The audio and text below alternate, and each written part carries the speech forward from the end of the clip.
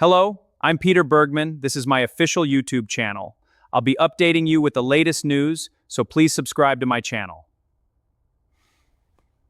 Welcome back to the channel, Soap Squad. Today is an absolutely beautiful day to dive headfirst into the chaotic, messy, and utterly unhinged world of our favorite daytime drama. Grab your snacks, hydrate, and buckle up, because the Genoa City tea is scalding hot today, and we are holding absolutely nothing back. Let's get right into it. My jaw is literally on the floor right now. Oh my God, I cannot even process what my eyeballs just witnessed on screen, and I am literally shaking while hitting record, because if I do not get this out of my system, I am going to spontaneously combust. Besties, we need to hold a literal intervention right now. The writers have actually done it. They have taken the most exhausted, overused daytime soap trope, the amnesia storyline, and turned it into an absolute psychological thriller that has me screaming at my television at 3 a.m. We are talking about Matt Clark. Yes, that Matt Clark. The man, the myth, the absolute monster. And now he is wandering around with a blank slate for a brain, completely oblivious to the trail of devastation and trauma he has left in his wake over the years. Hot take, but I am actually ascending watching this play out. Usually when a soap character gets amnesia, they just bump their head, forget their spouse, and fall in love with their mortal enemy for 6 months until another bump on the head magically fixes them. Totally predictable, right? Yet, this Matt Clark situation is hitting so incredibly different. He is waking up feeling like a normal, decent human being, only to be met with the absolute, unadulterated hatred of everyone around him. Imagine waking up, looking in the mirror, and thinking you are just a regular guy, only to step outside and realize that the entire town looks at you like you are the literal devil incarnate. The cognitive dissonance is absolutely wild, and I am low-key obsessed with how they are playing this out.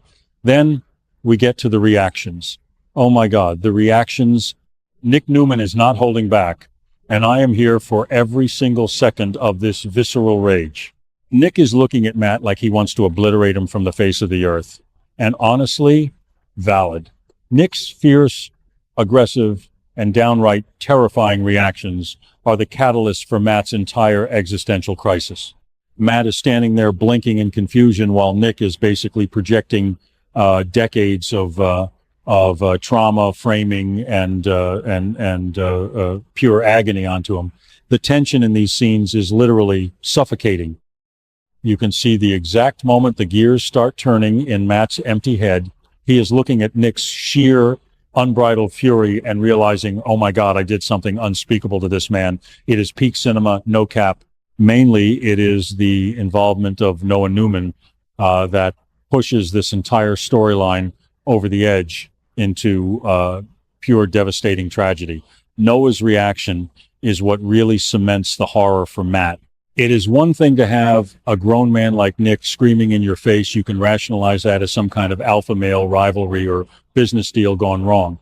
But seeing the fear, the disgust, and the generational trauma reflected in Noah's eyes, that is the kill shot. Matt realizes in real time that his past actions did not just hurt his peers. His reign of terror bled down into the next generation. He hurt families. He hurt kids. Is it just me, or did they completely fumble the bag on this one by not giving us this level of deep psychological storytelling years ago? Because this is pure gold.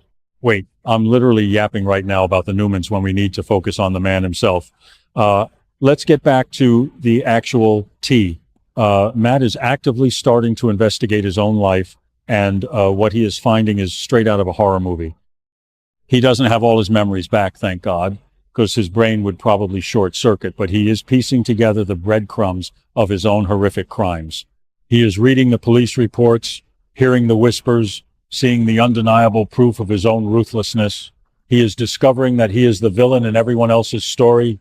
The absolute shock and horror radiating off this man as he realizes he was a dangerous, manipulative, violent predator is giving me chills. He is literally terrified of his own shadow right now. Totally. The most insane part of this whole arc is the genuine remorse. Matt Clark, the guy who literally made it his life's mission to destroy the Newmans, the guy who committed unspeakable acts of violence and manipulation, is actually feeling pain over what he did. It is a complete mind bend. You can see the physical toll this realization is taking on his body. He is sick to his stomach. He is breaking down. He is looking at his own hands like they belong to a stranger, because to him, they do belong to a stranger. The monster who committed those crimes feels like a completely different entity, yet he is trapped in that monster's body, forced to carry the weight of sins he cannot even fully remember committing. It is giving Shakespearean tragedy, and I am low-key weeping. Yet, we have to talk about the sheer scale of his crimes against the Newmans and how this amnesia is basically a twisted form of karma. For years, Matt operated with a level of cold, calculated cruelty that made him one of the most iconic villains in Genoa City history. He framed, he assaulted, he blackmailed. And now, his punishment isn't jail, it is the agonizing, slow drip realization of his own monstrous nature. Every time he interacts with a Newman, whether it is Nick's explosive anger or Noah's deep-seated resentment, another piece of his horrific puzzle falls into place. The man is literally drowning in guilt for things he cannot even picture in his head. It is the ultimate psychological torture chamber, beautifully constructed by the writers to make us question absolutely everything. Then there is the massive elephant in the room. My own conflicting emotions as a day one stan of this chaotic franchise. I am sitting here watching this man who I have despised for years, this absolute menace to society, and I am feeling bad for him. Legit, my brain is basically a buffering wheel right now. How are they making me empathize with Matt Clark? When he breaks down, realizing the depth of the pain he caused Nick and Noah, you can see the genuine soul-crushing agony in his eyes. He wants to apologize, he wants to fix it, but how do you atone for a lifetime of evil when you don't even know where to start? The writing is so incredibly nuanced, forcing us to ask if a person can truly be reborn if their memories are erased. I am literally spiraling over the ethics of this entire situation. Mainly, I just need to know where we go from here, because the stakes have never been higher. Will the memories eventually come rushing back, bringing the old, ruthless Matt Clark back to the surface? Or will this new, remorseful version fight to keep the monster buried? If he gets his memories back and realizes how much he hates the Newmans, will the guilt disappear, or will it break his psyche completely? Besties, I am literally begging the universe to let this play out without rushing it. We need to see him try to make amends. We need to see Nick completely reject those amends. We need the drama, the tears, the absolute screaming matches in the middle of the athletic club. Until then, I will be right here obsessively rewatching these scenes and trauma dumping on all of you. Stay chaotic, squad. Thank you for watching my video. I will be updating regularly with the latest news, so please remember to subscribe to my channel to support me.